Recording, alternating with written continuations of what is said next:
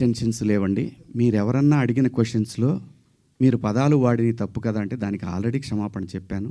ఇంకా వేరే ఏమన్నా ఉంటే అడగండి. శివాజీ గారు, ఆ రోజు మాట్లాడినా ఈ రోజు మాట్లాడినా హీరోయిన్స్ గురించి మాట్లాడాను అన్నారు.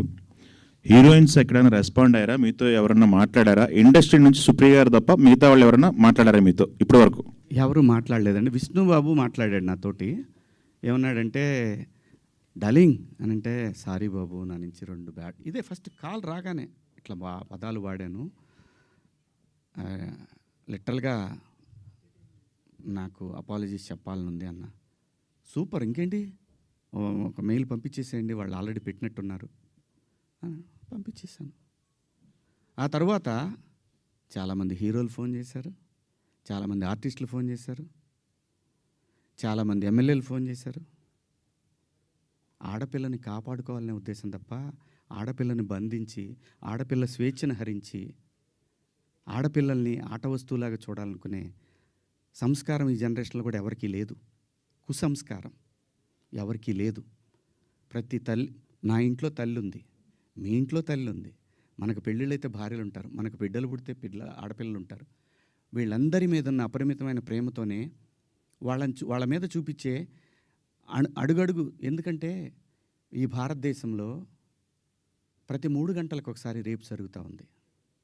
ఒక ఆడబిడ్డ జీవితం నాశనం అయిపోతూ ఉంది. ఆ భయంలోంచి వచ్చిందే, అమ్మ కొంచెం మంచి బట్టలు వేసుకెళ్ళరా అని ఒక తండ్రి చెప్తాడు.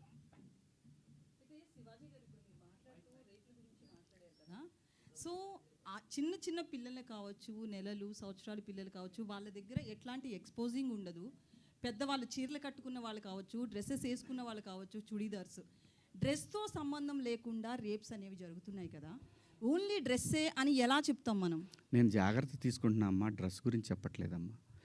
జాగ్రత్త తీసుకుందాము, మనం కొంచెం జాగ్రత్తగా ఉంటే పోద్ది కదా. ఈ వితండవాదం చేసుకునే కన్నా కొంచెం జాగ్రత్త పడదాము. రేపు పొద్దున ఒక ఆడపిల్లకి ఆ అమ్మాయి తప్పు లేకపోయినా ఇష్టం వచ్చినట్టు ఇవాళ ఆడపిల్లలకి పెళ్ళిళ్ళు కావాలంటే ఇన్స్టా ఐడీలు అడుగుతున్నారు, ఫేస్బుక్ ఐడీలు అడుగుతున్నారు. మగాడికి కావాలన్నా అదే ఉంది. అసలు జెండర్ ఆ డిఫరెన్స్ తీసుకొస్తుంది ఎవరమ్మా? ఆడపిల్ల అమ్మ ఆకాశంలో ఉంది, కొంతమంది నీచుల కింద ఎక్కడో ఉన్నారు. వాళ్ళతో ఈక్వల్ అవ్వాలనుకోవటం ఏంటమ్మా? అమ్మ 80 ఏళ్ళు వచ్చినా సరే